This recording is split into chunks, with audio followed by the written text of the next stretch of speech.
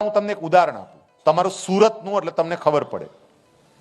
માતા પિતા જો કેટલીક મોજ મજા એક બાજુ મૂકે તો એનું પરિણામ શું આવે? સાહેબ, તમારે સુરતની જ દીકરી છે, એનું નામ છે શ્રેયા ઠુમર, સુરતની જ દીકરી.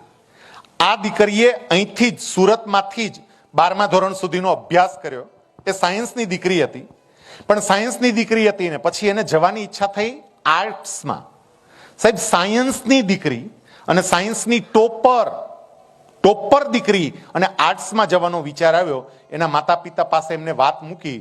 હવે બીજા કોઈ સામાન્ય માતા પિતા હોય ને ટોપર દીકરી હોય ને સાયન્સની દીકરી હોય, આર્ટ્સમાં જવાની મંજૂરી કેવી રીતે આપે? પણ એ મમ્મી પપ્પા એમણે એવું કહ્યું કે કંઈ વાંધો નહીં બેટા, તારે આર્ટ્સમાં જવું હોય તો તું આર્ટ્સમાં જા, તને જે રસ પડે છે એમાં જા.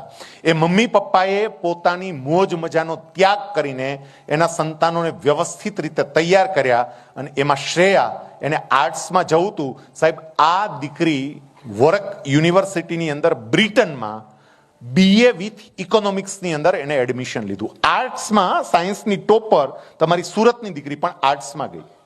સાહેબ, કોલેજનું પહેલું વર્ષ અને કોલેજના પહેલા જ વર્ષમાં આ દીકરી એ મોર્ગન સ્ટેનલી બેંકની અંદર ઇન્ટર્નશીપ માટે એપ્લાય કરે છે. પહેલું જ વર્ષ છે હજી, અહીંથી ત્યાં ભણવા માટે ગઈ છે. બેંકની અંદર એપ્લાય કર્યું, બેંકે 3 ઇન્ટરવ્યૂ લીધા, 3 ઇન્ટરવ્યૂ એમને ફેસ કર્યા, 3 ઇન્ટરવ્યૂ ક્લિયર કર્યા. એ દીકરીને ઇન્ટર્નશીપ માટે પસંદ કરવામાં આવી. થોડા સમય માટે એ બેંકમાં ગઈ, પણ પોતાના કાર્યને કારણે, પોતાના નોલેજને કારણે એને બેંકના અધિકારીઓને પ્રભાવિત કર્યા. અને બેંકના અધિકારીઓએ કોલેજના પહેલા વર્ષમાં અભ્યાસ કરનારી આ દીકરીને વાર્ષિક 50 લાખના પગારની નોકરીની ઓફર કરી કે તને વાર્ષિક 50 લાખ રૂપિયા પગાર આપીએ, તું જોઈન કર. આ દીકરીએ તરત કહ્યું કે ના, મારું આ લક્ષ્ય નથી, મારું આ ગોલ નથી. હું તો અત્યારે ઇન્ટર્નશીપ માટે જાણવા માટે આવી હતી, બાકી મારે તો ઇકોનોમિસ્ટ બનવું છે, અર્થશાસ્ત્રી બનવું છે, અને મારે બીજું ઘણું કરવું છે, મારે મારા દેશ માટે ઘણું કરવું છે. એ દીકરીએ 18 વર્ષની ઉંમરે વાર્ષિક 50 લાખના પેકેજને ઠુકરાયું, પછી ભણતી રહી. મારે તમને મૂળ કેવું છે, એના મમ્મી પપ્પાનો જે સપોર્ટ હતો સાહેબ, સખત સપોર્ટ. અને એના મમ્મી પપ્પાએ દીકરી માટે જે કંઈ પણ, એમને કેટલા બધા કોમ્પ્રોમાઇઝ કર્યા હશે, કેટલા ફંક્શનોમાં નહીં ગયા હોય, પણ આ દીકરી માટે જે થઈ શકે બધું કર્યું. એનું પરિણામ એ આવ્યું કે આ દીકરીનું ગ્રેજ્યુએશન પૂરું થયું, અને બ્રિટનની જ એક નામાંકિત ફસરાના કરીને કેપિટલ કંપની છે, અને એ કંપનીની અંદર આ દીકરી જોડાઈ ગઈ. સાહેબ, તમારી સુરતની આ દીકરી, કદાચ તમને ખબર ન હોય તો તમારા ધ્યાન પર મૂકું, આજે એનું વાર્ષિક પેકેજ 3 કરોડ રૂપિયાનું છે. 3 કરોડના વાર્ષિક પેકેજ સાથે આ દીકરી કામ કરે છે.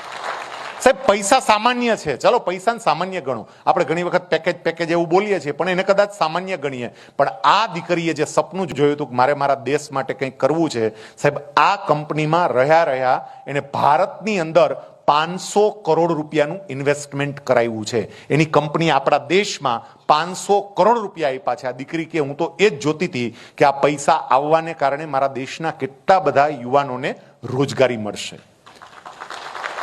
એક સુરતની દીકરી આ કક્ષાએ પહોંચી. સાહેબ, તમારી દીકરી પહોંચે, તમારો દીકરો પહોંચે, પણ માતા પિતા તરીકે મારે એને સમય આપવો પડે.